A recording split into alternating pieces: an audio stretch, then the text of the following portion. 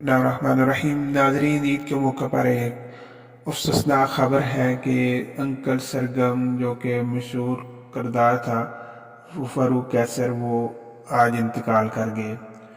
उनके इंतकाल की तस्दीक उनके नवासे मोहम्मद ने कर दी है। अंकल सरगम 1976 से उन्होंने फ़ारूक कैसर ने अंकल सरगम के नाम से शोहरत पाई। आपको उसने करदगी अवार्ड और तमगा इम्तियाज दिया जा चुका है।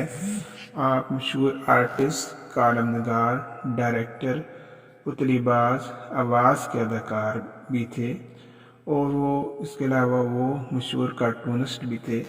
उन्होंने कई किताबें लिखी जिनमें से अहम जो है वो और पूछो, गालम गलोच, मीठे करेले और मेरे प्यारे अल्लाह मियाँ ये मशहूर हुई।